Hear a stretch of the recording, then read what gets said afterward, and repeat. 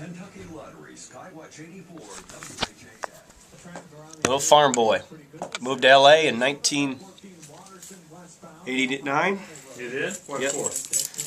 Had a dream. I didn't have $500 to my name. I was a professional bodybuilder. Got tired of the small town. Cried all the way out there. 3 weeks later, I was working for Kathy Smith. That's great. I always liked her.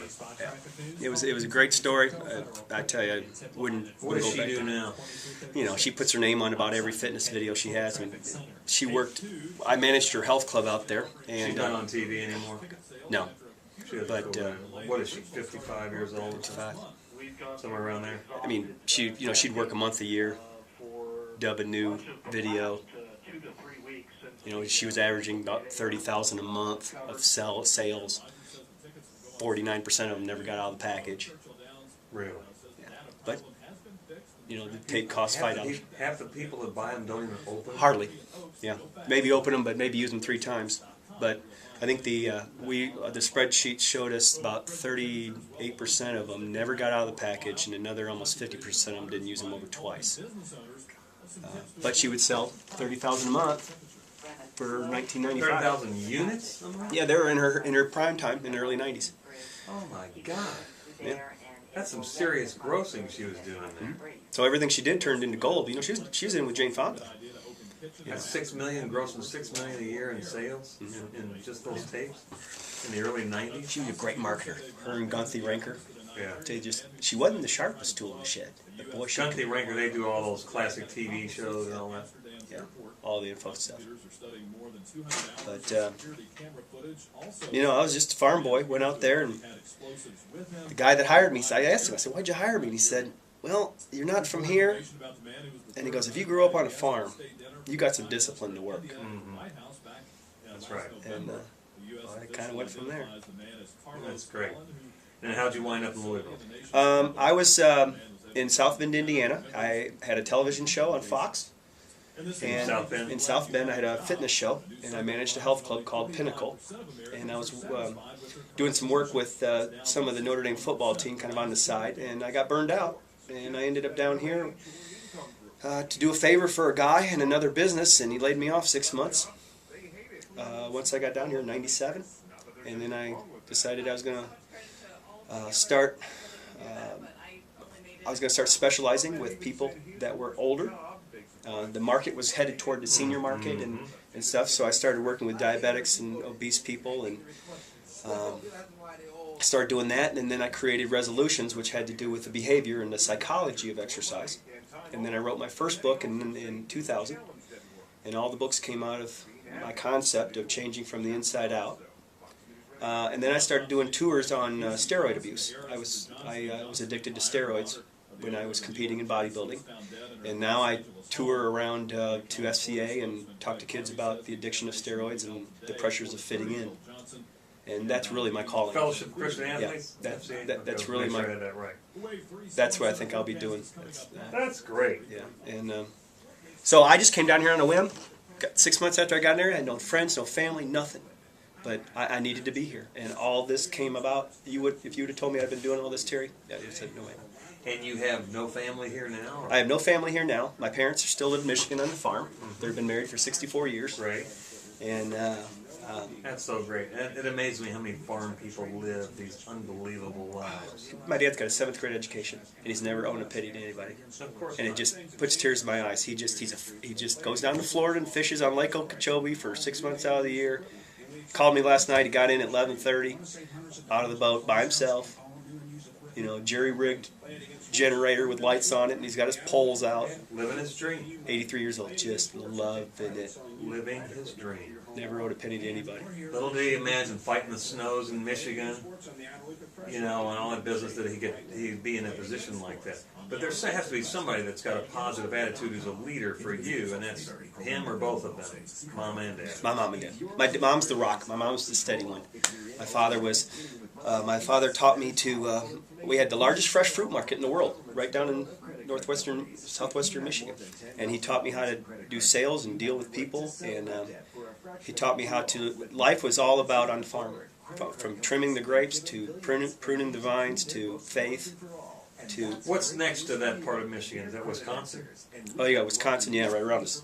Right around there. Yeah, but you got Indiana and then Ohio So yeah, that's Indiana and Wisconsin and Illinois there. and part of Illinois it, are all yeah. slamming together.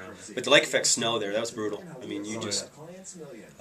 But the winters, we had to trim the grapes in the wintertime. And I remember a story I told I said, why are we doing this? He goes, you don't understand. He goes, if we don't trim the vines in February here, we're not going to get any grapes in April or in September because all the vines will be so bushy. All right, we're going to talk a little about you to start, 3 or 4 minutes, and then we'll come back and do a little more on the book.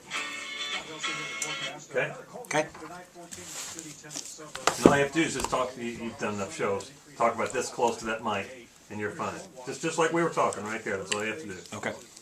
Is it okay if I have Halls? I got a cold. Go right ahead. Nothing fancy about this show. Don't worry No. about it. I do better impromptu anyway. Just joke. Still to come on the broadcast, more of the Jackson brothers. Apparently they have a TV show. I don't know where it is. It's on one of the cable channels. The Jacksons. Trying to figure out where they're going to head next. Who's going to feed them? What are we going to do now? Because Michael's gone, of course.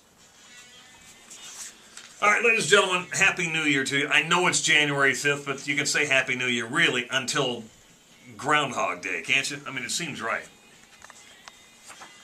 In the studio with me is an accomplished author by the name of Greg Ryan, a professional fitness expert. Hey, Greg, how are you, bro? I'm doing fine, thanks, Now, Terry. you've lived an interesting life. You grew up as a farm boy in Michigan. Was it fruits and vegetables your family raised? Grapes and tomatoes. Those little cherry tomatoes that you eat on a salad. Oh, those are great. Did you hate those by the time you were 6 years old? I had nightmares. Yeah, because you've stood among zillions of them. Before I could walk, they'd throw me up on the table to pack those things. And grapes, so what, wine cellars? Big old Wine- Concord grapes, Uh-huh. juicy ones with spit the seeds out. Can you eat those today? I can eat them, but I got sick every time I'd ate Stay so away much of from them. Yeah. Your parents still live there on the farm? Still live there on the farm. Been married 63 years. That's terrific.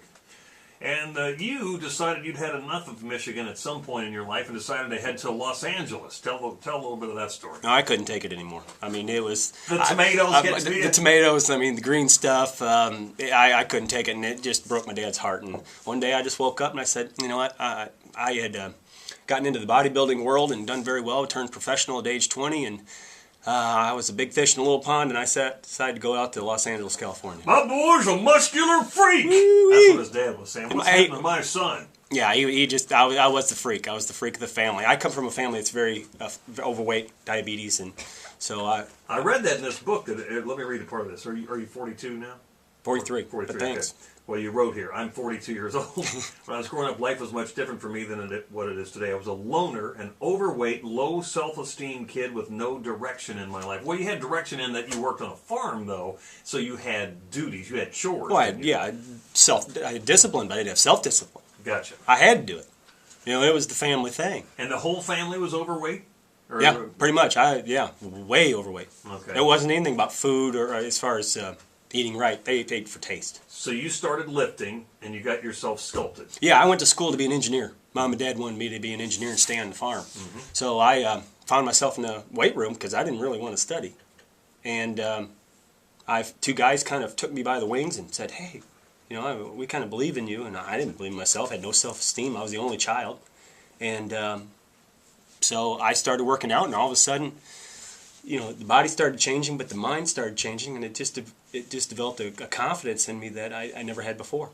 Now, on the farm, I had the discipline, but I didn't have the self-discipline. So you go to Los Angeles, you're going to go out there and be a star weightlifter? Is that the way it works? Well, I wanted to be a trainer because Trainer, okay. being a professional bodybuilder. I thought, well, hey, I'm a big fish in a little pond in Michigan. I can go out to California.